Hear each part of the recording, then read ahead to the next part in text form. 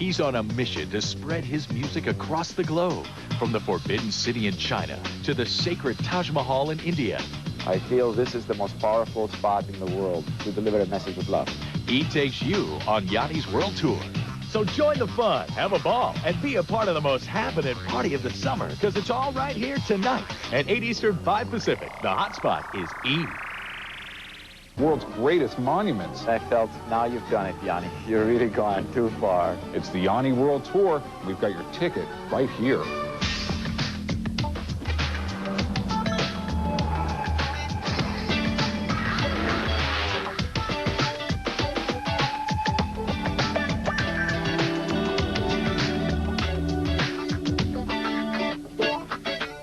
Hello and welcome to E's one-hour look at Yanni's World Tour. I'm David Adelson. He's been called everything from a new age artist to a contemporary instrumentalist composer. But the truth is, Yanni's music defies simple categorization. Perhaps the best word for it would be inspirational. I think monuments like the Parthenon, the Taj Mahal, or the Forbidden City are very inspiring. Human beings just like you and I built these. And that's where the inspiration lies for me, and I think to the public also. I feel if they could do it, we can do it. In 1994, the Greek-born Yanni performed a historic concert at the Parthenon in Athens. The performance set new standards for success, leading to a multi-platinum album, home video, and a television special watched by millions. It also inspired Yanni to embark on an ambitious world tour, the likes of which the world had never seen. I think as I get older, it becomes very important to me that I let my music be heard around the world. The message in the music and the message that I've consistently tried to send out to the public is one of unity, tolerance, acceptance towards each other. I think it has become very important globally now. The first stop of Yanni's tribute tour was the Taj Mahal, the magnificent marble monument that has come to symbolize all of India. There was just one problem. No Western artist had ever been given permission to play there. One of the things that helped me a lot was the fact that the Acropolis concert was televised in India. And it struck a chord with the Indian people. And that opened the way for discussions to be allowed to perform in the Taj Mahal. The kind of music he plays and the sort of persona that he is didn't represent any real, threat. It wasn't like a rock star going and playing, grunge music or something. So I think that probably helped him, and also the fact that it was, our ministry also had some part in that, because, it was a tremendous publicity event for us. Now we've done it. Now we've done it. I had no idea it was going to be this big. The Taj Mahal wasn't the only sacred ground to be anointed by Yanni. After performing in Shanghai and Guangzhou, China, Yanni set another first in Beijing's Forbidden City. Yanni is the first Western artist and musician to give a performance. I cannot say whether we can have more in the future, but this is the exception. I was very surprised by what I saw in China. I had no concept of China. And I don't think in the United States we really understand what China is by merely watching television. Despite the emergence of China in the world market, there's still daily reminders of its communist regime. China brought back a lot of memories for me because I was born and raised in a communist country, in Soviet Armenia. I was overwhelmed by the beauty of the Forbidden City and being so close to Tiananmen Square. I mean, these are places we read about,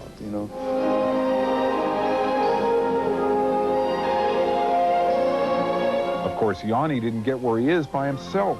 Though he writes his own songs, the artist relies on 11 band members and a 32-piece orchestra to bring them to life. Yanni doesn't read music. He has perfect pitch. He's a very talented composer, but he doesn't even read music.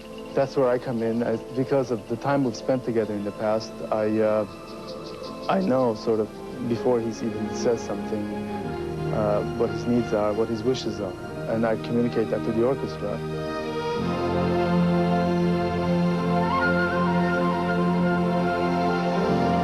It took him 20, 25 seconds to realize what I could do. And things he'd never heard me do before, he knew I could do. I don't know how. I don't know how to answer that. Equally important is the input of actress Linda Evans.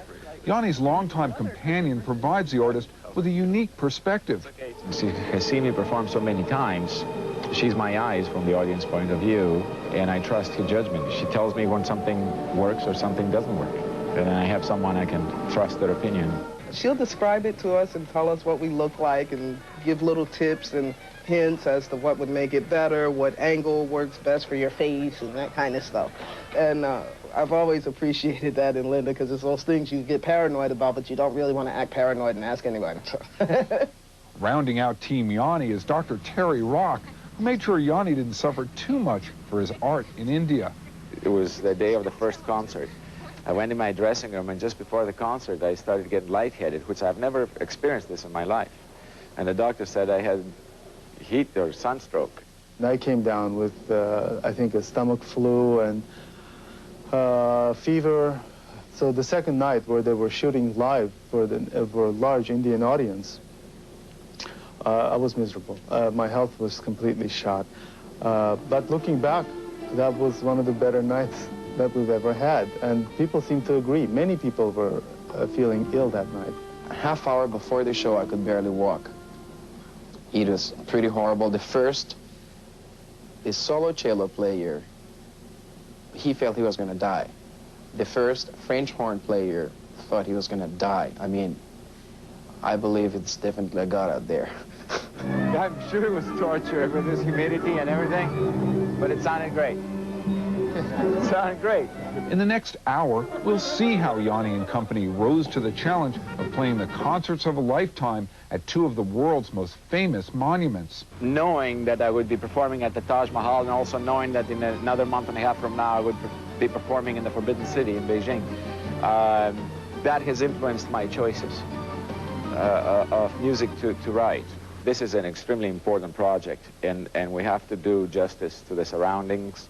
I expect to see incredible video footage and incredible lighting, and I want great sound, and I want everything to go perfectly, which puts the pressure on everybody.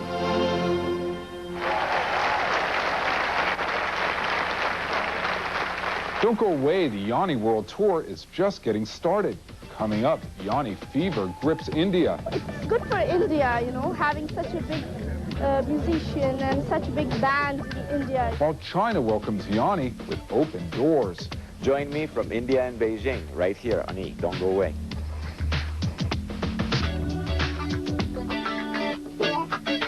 Welcome back to E's Inside Look at the Yanni World Tour. I'm David Adelson. Well, the Taj Mahal has been called the most extravagant monument to love ever built. It's a distinction not lost on Yanni, who kicked off his tribute tour in India. Visiting India, even a single visit, can teach you a lot about life. Hi, E. Welcome to the India. With a population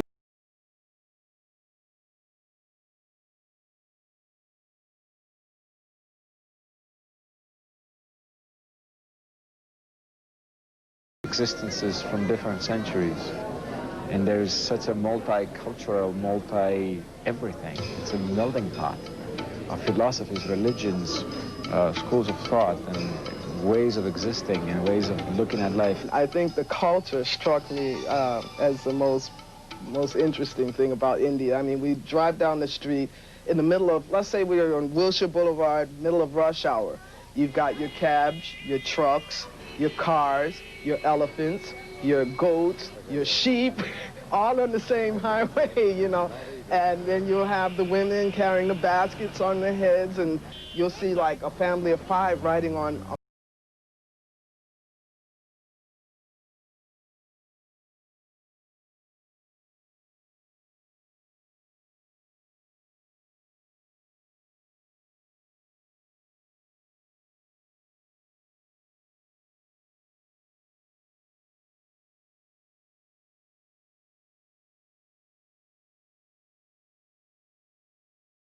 That is human potential and greatness. They stand as a reminder to us. It's a symbol known all over the world. I mean, even if people may not be aware of much of India or be ignorant about the country, but they know that the Taj is there. This monument, one of the 7 wonders of the world, is located in the town of Agra at the southeast tip of India's Golden Triangle. Exquisitely designed and perfectly proportioned, the Taj was built of white marble by more than 20,000 laborers between 1631 and 1653 during the reign of the Muslim Mughal Shah Jahan. You know, it was this monument to love, basically, that the Emperor Shah Jahan built for his wife Mumtaz Mahal, and it took about 22 years to build. And when he was imprisoned after his wife died and she was buried, then he was in the Agra fort. From his room, he could still see that monument to his love. Yanni hoped to pay tribute to the Taj through his own labor of love, his music. When I present my music in front or with the Taj Mahal as the backdrop, I think there's the monuments amplify the message that is in the music. Performing it here, I feel this is the most powerful spot in the world to deliver a message of love. This is the ultimate monument to love. And I'm not just talking about romantic love. Unfortunately, in English, there's only one word for love. If I was speaking in Greek, I would use the word agapi. It's the unconditional love. Unconditional love for the project proved to be only one of the prerequisites for an undertaking of such monumental proportions.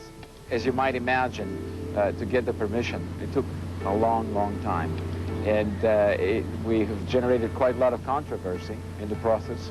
And we had to comply with a lot of regulations. And also, we had to win the trust of the Indian people. Yanni went a long way towards gaining that trust by announcing that all proceeds from ticket sales would be donated to ensure the preservation of the Taj. I am covering all the expenses. And some people think I'm crazy for doing it. It's an enormous expense, but it's a dream of mine, and I want to know that I have done this. It's worth doing it. Before his dream could become reality, Yanni had to address the concerns of displaced Agra farmers. We knew that there were farmers that grew watermelons there for a few months a year. So the first thing we did was negotiated with them to compensate them for their crop for the whole year, because clearly Yanni wouldn't go anywhere and want to take away their livelihood, and in fact we compensated all of the farmers. He's been very kind, but I know I have disrupted their lives nevertheless, and you can also tell them that this was never my intention. I came here to honor India and Agra and the Taj Mahal, and the last thing I wanted to do was to affect their lives adversely. But getting permission was only part of the story. Setting up the concert site proved to be a logistical nightmare. There's no roads, no power in here. We had to build a 300-foot bridge. You know, that's just stuff most people don't go through to pull an ordinary show off. I think we had, at one time, we were running 400 people around the clock, 350, 400 people, 24 hours in shifts. But we went for 3 weeks, working 24 hours a day. Now we're sort of caught up. It's a lot of work. A lot of work for man and beast alike. The Indian Army was drafted into service to build a bridge across the Yamuna River, but the most intensive labor was performed by animals. Because of environmental concerns about the city's severe air pollution, camels were used in lieu of trucks for transporting materials across the dry riverbed. You're sitting on a beach. It's the beach, the sand beach on the banks of the Yamuna River. But what we've been able to do through the clearances and permissions we've gotten is to erect temporary structures on this beach. These structures will completely go away in 3 days, and then the river floods over the beaches that it has every year for hundreds of years back to the wall. Unlike the Taj, it didn't take 22 years to build, yet setting the physical stage for this once-in-a-lifetime concert was an achievement in itself. While all of India prepared for impending Yanni fever, Yanni takes one last thorough look at the site. Hi, how are you? How are you? All the chef waiting of you, this made by this. All of these chefs. Great. All of this you guys built? Yeah. Great. Yeah. Thank you. Thank you. Just ahead, Yanni gets ready to tackle the Taj. But first, we go behind the scenes with the Yanni team. I don't do good in hot weather. Welcome back to E's 60-minute look at Yanni's world tour. I'm David Adelson. Though Yanni was the first Western artist to be allowed to play at the Taj Mahal, he found that the bigger challenge was to actually pull it off. We feel privileged that we've been given the opportunity to stage the concert with the Taj in the background, where we think it will show the Taj and its beauty to millions of people for many, many years, which is the way of us sort of giving back to India. Before Yanni could perform at the Taj, his team was busy working out the final details of the production. There's a long process that goes on with meetings with government entities, with all kinds of ministries and departments to get to a point where you're even going to have a concert. At first, there were concerns that the sound levels could damage the Taj. We had, I think, 2 or 3 Supreme Court actions with different people trying to stop the concert.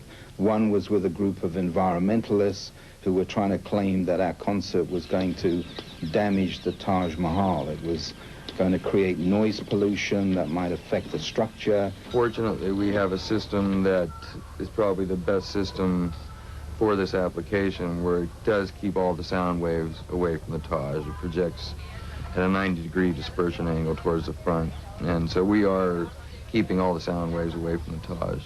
There was also a question about whether or not the lighting was harmful. The lights were an issue here, discussion, because obviously you do not want to create any damage on the Taj. But we had our experts come in, we submitted reports, and the fact of the matter is that the amount of foot candles that are indirectly splashed on the Taj are 1/1000th of what natural sunlight could do to the Taj.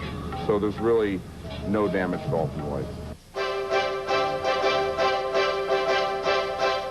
What's really interesting, this is the first time that the Taj Mahal has been lit since it was built 347 years ago. And I'm causing it to happen. But the evening wouldn't be possible without the dozens of crew members on hand, not only on stage, but backstage. You are looking live at Video Control Central, Agra, India, where the Yanni Live at the Taj Mahal show is about to take place. Let's take you through a walkthrough into the control room of our beautiful TV center. These pictures will go live through Doordarshan, which is Indian national television, over 250 million people. We will tape record this event, however, for video release starting in the United States in December on PBS, along with our show at Beijing, China. During the night, our staff has we have a group of over 40 technicians, 15 cameramen on the stage, a total of about 65 television people, complementing the over 200 people here between band, orchestra, and production support, not including the 300 Indians that are working with us in this massive co-production. Massive, to say the least. But fortunately, the control room has air conditioning. The workers setting up the stage weren't quite so lucky. Yeah, they spent a lot of time doing the marbleized painting on it, and that in order to match the Taj. Absolutely. And then with all the soft goods, they're pulled really tight, so it's got that marble, the marble block look. Well, it's time to get out of the heat and into the groove. Showtime is just around the corner. I feel really good now. I mean, now that we're just double-checking everything and making sure everything's okay. While Yanni's crew takes care of the behind-the-scenes detail, Yanni and his band begin final preparation for this long-anticipated event. This is like the Olympics. You work for 2 years to prepare.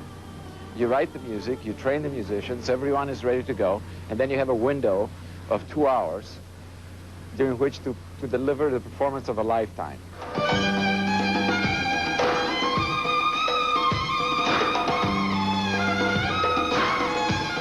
We've been rehearsing, I think, for about a year in the studio prior to actually leaving the country to perform.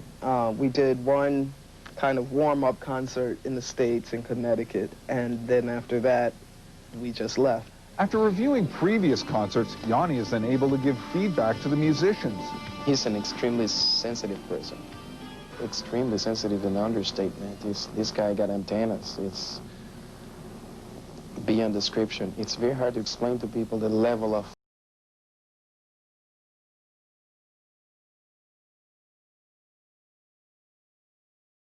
incredibly, incredibly clear.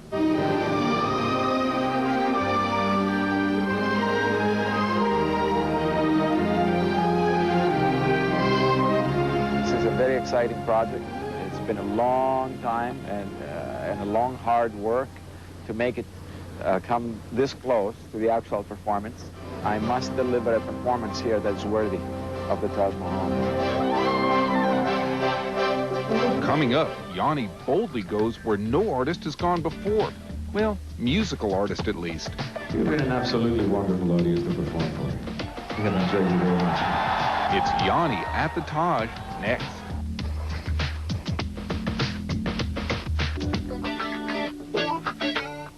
Welcome back to E's one-hour look at Yanni's world tour. It was always a dream of Yanni's to perform at the Taj Mahal. Now that the stage was set, that dream finally became a reality.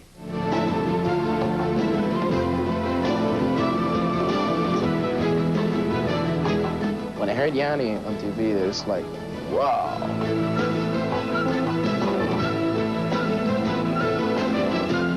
It's just an uplifting thing. When they like you and they let you know it, there's nothing I can think of that tops that.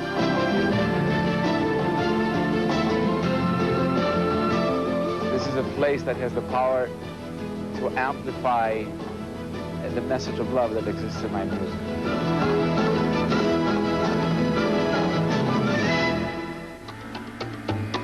After a year and a half of preparation, Yanni's historic day at the Taj had finally arrived. India has entrusted me with its national monument.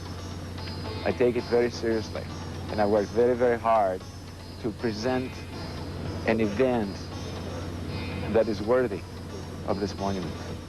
Eager fans made the trip to Agra from as far away as Delhi. And just moments before the show, Yanni was presented with a gift of gratitude from the city's governor. We thought we would give him a memento of the Taj, so that this memory of his performance in Agra will remain with him forever, and I hope he will preserve it and cherish it. And this event really proves that dreams do come true. So keep that in mind. Beneath a beautiful burnt orange sky, the crowd waited with anticipation until finally all were alerted by the mysterious sounds of a didgeridoo.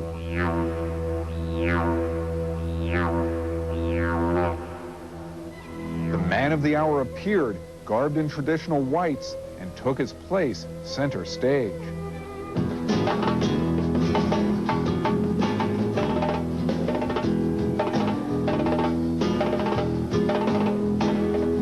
There's a lot of different cultures that are represented in the orchestra, and it's the best musicians that I could find. And they're all prepared. I think we're ready.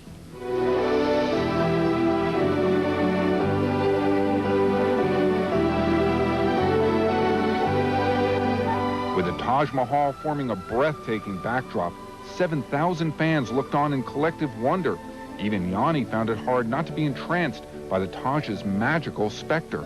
I would get lost during the concert. I would forget that I am the performer and I am the one who's given the show, and I would forget that, and I sort of get lost in just enjoying my dream. In my mind's eye, I had seen this concert take place, but I hadn't seen it in this magnitude.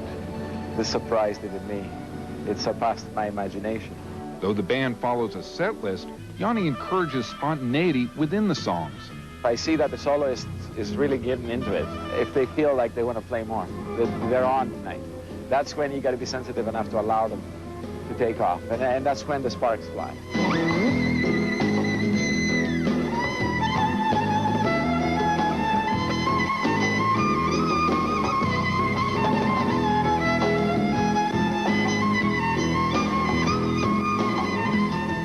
No one would be in this business up there flaunting ourselves like that if we didn't want attention. So then when you get it, the instant gratification also from the person who hires you, that just adds an extra cherry on top of that. Just makes it that much more enjoyable, really. When you create your art, who you are goes into music, whether you like it or not. As long as you're telling the truth, as long as you let it come through you, who you are is going to go right in there. And I think when people connect to it, they're lifted in that way.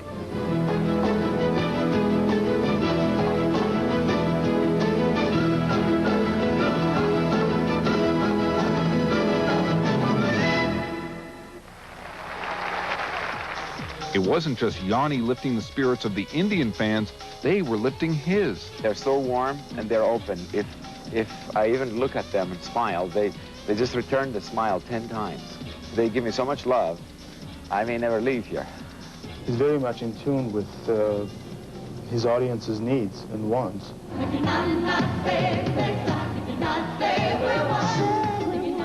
After he wowed the crowd with old favorites and future classics, Yanni brought fans to their feet with an audience participation number called Niki Nana, or We Are One.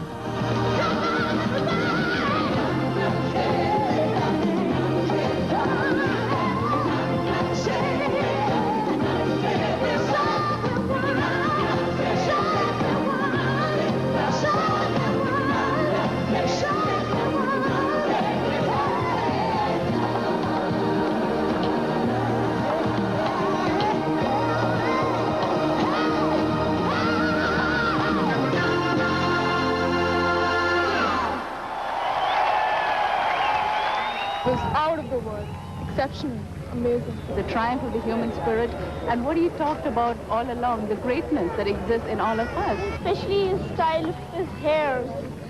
Yeah, and the way he shaked them. I like it very much. Stick around, the Yanni World Tour is far from finished. When we come back, Yanni gets a frenzied Chinese greeting that would have done Elvis proud. Hi, I'm David Adelson, and this is E's exclusive look at Yanni's World Tour. After the enormous success of his Taj Mahal show, the obvious question was, where does Yanni go from here? The answer? China.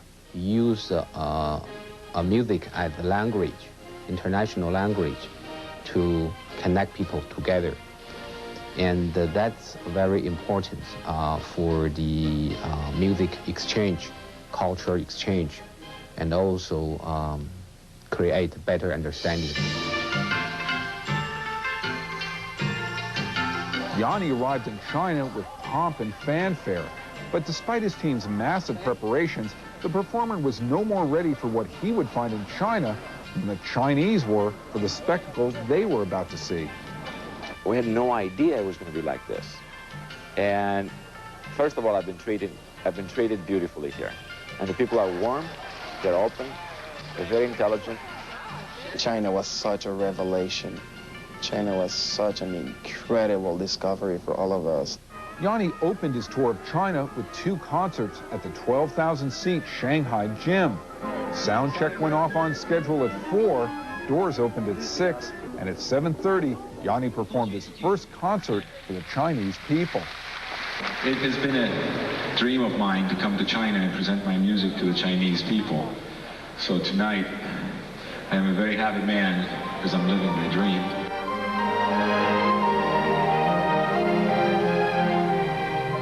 There is a very subtle difference between the Indian audience and the Chinese audience.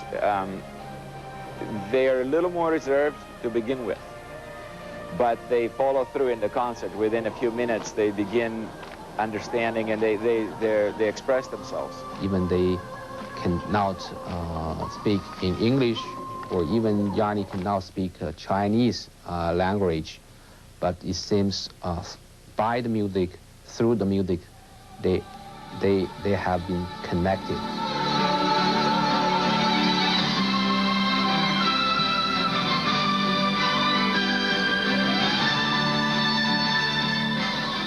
They were extremely expressive, extremely appreciative, extremely attentive to the music, and they responded to just about any highlight in the music. They were one of the top audiences I've ever had, and I'm not exaggerating.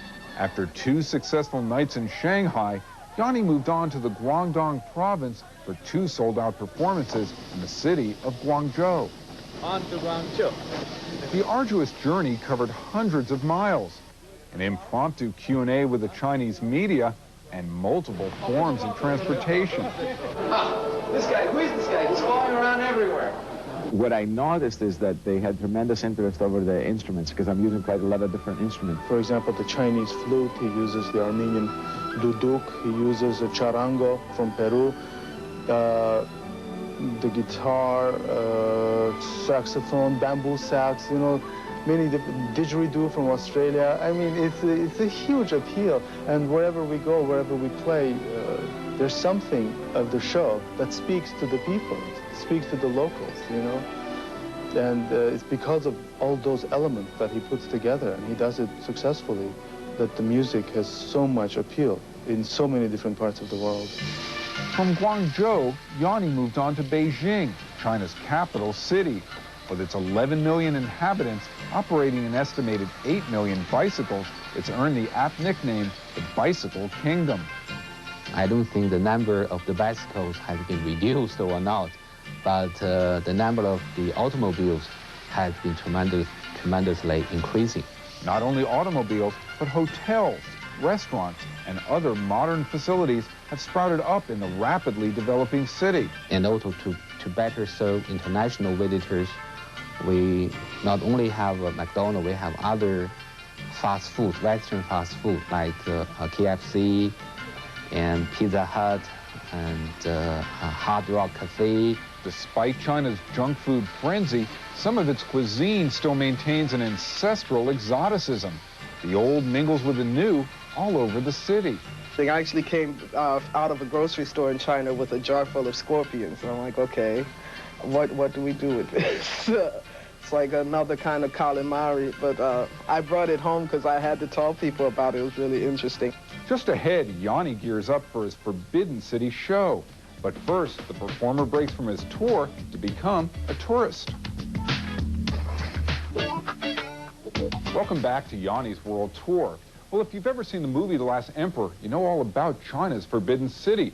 For 500 years, it's served as home for 2 dynasties of emperors. It remains the largest cluster of ancient buildings in China and the ideal site for Yanni's next show.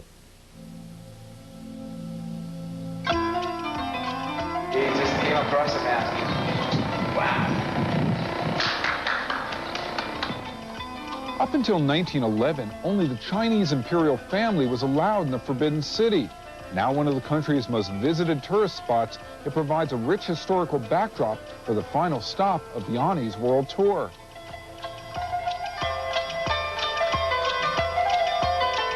The Forbidden City is an architectural wonder.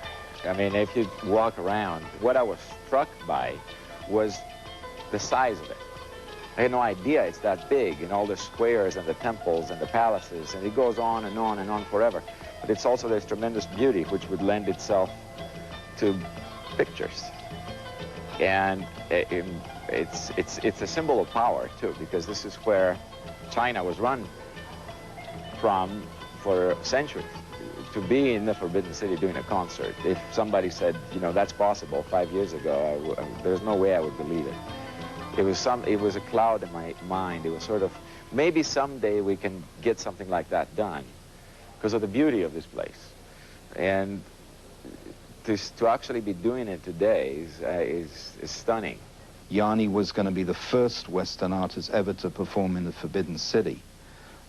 Because of that, it involved going to the Ministry of Culture and convincing them that he was the right kind of artist to come to China and perform at a site that they consider very special to them.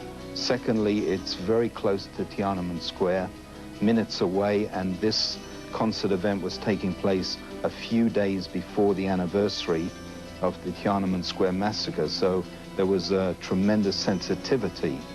When looking for a concert site within the Forbidden City, Yanni settled on the Working People's Cultural Palace, which proved to be very photogenic. See what I have to do? The harmony of art and nature in China provided Yanni with endless inspiration. And just an hour outside Beijing is the Great Wall of China, a landmark that surprisingly reminded Yanni of his native homeland. This is magnificent. And the one thing that I didn't realize is that the landscape here in particular reminds me of the Greek mountains. Very similar kind of vegetation and very similar type of rock formations. The Great Wall is something that it's probably the only man-made structure that can be seen from space and so on. You think of something enormous and it weaves through like a snake, and it's exactly what you imagine. But it's also beautiful. It's a stunning feat. I mean, the fact that it was created at all. I think the sheer size of it is the importance of it. Back in Beijing, workers put the finishing touches on the concert site.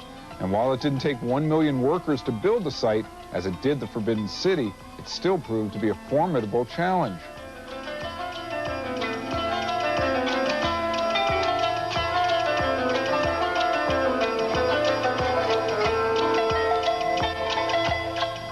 As night settled on the Imperial Palace, fans filed in for the first of two historic shows.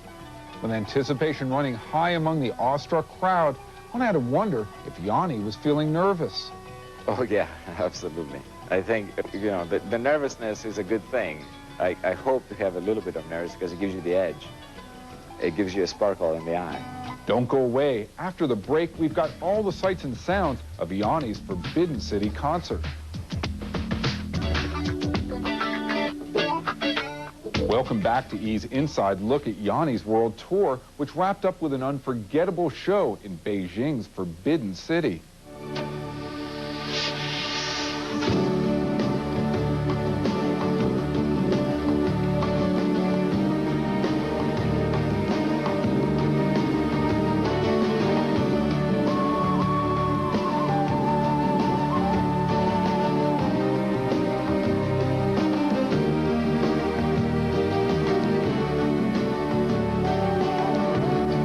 I've written some music that I'm looking forward to performing in the Forbidden City. It's specifically written for this place. It's going to be a magical night. After the phenomenal success of the Taj Mahal concert, Yanni found himself with a tough act to follow. For the Forbidden City show, the performer surrounded himself with the same crew and band members with the same stunning results. It's a team. It's a team effort. You know, every link has to function correctly. If anything, any part of the system breaks down, the whole thing falls down. You can't have a great show with not good lights. You can have perfect lights, but you have bad direction, bad camera work, it falls down again. And you can have great music with bad performance or great performance with bad music. And, you know, everything has to just work right. He just seems to have an insight about the talent of the various individuals that he works with, whether they're musical talent or media talent, camera operators, or whatever they may be. He has an insight into that talent, and he works with it. He'll feature it. If he feels that it's something that will be appealing, he'll feature it that much more. We do work very hard, and he points out what he likes better. And based on that, we structure a form. And the challenge here is combining something that came spontaneously out of thin air, so to speak, into something that is stable every time. But we have ways of interpreting that in a way that seems fresh and new each time we play it.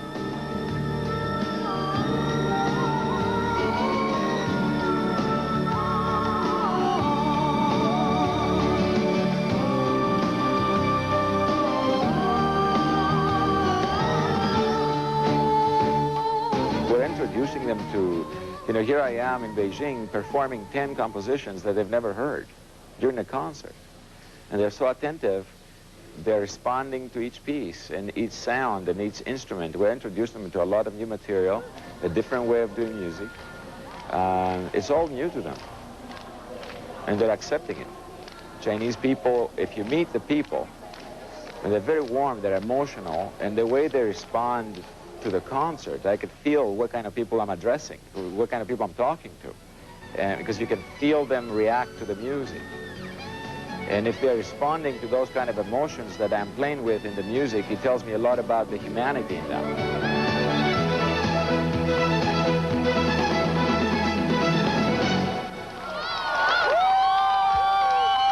Yanni wasn't the only one visibly moved by the crowd's good cheer. Band members were also uplifted to new emotional heights. Absolutely. That is like better than any coffee, any espresso you could think of. It's just an uplifting thing. When they like you and they let you know it, there's nothing I can think of that tops that. Nothing at all. If you're me and you're at the epicenter of the energy, because obviously, you know, if you have 12,000 people focus their attention on you, you feel that.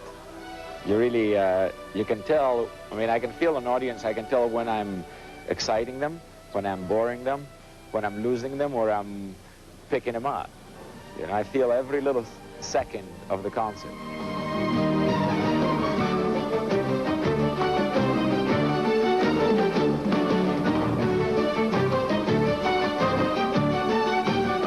Beyond the magnitude of the concert was the overwhelming experience of China itself, an experience none will soon forget.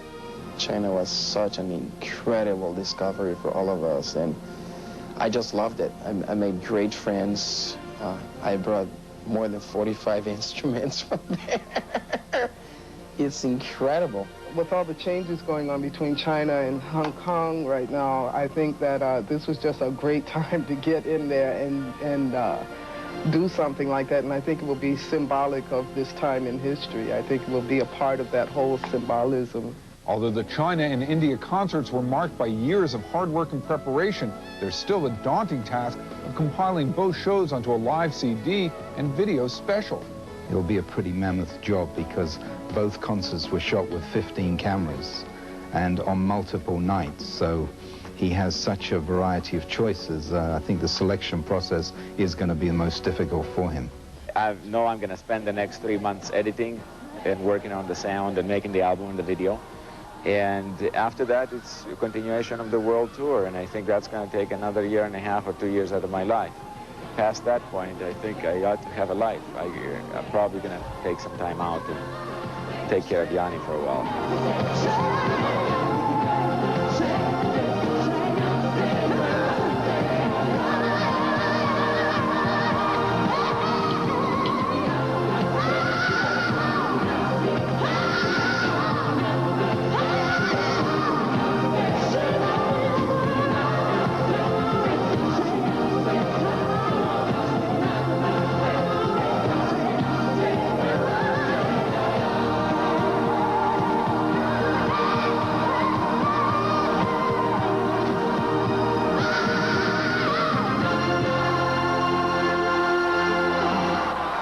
With a final bow to the audience, Yanni completed his tribute tour, but not before the audience paid tribute to him.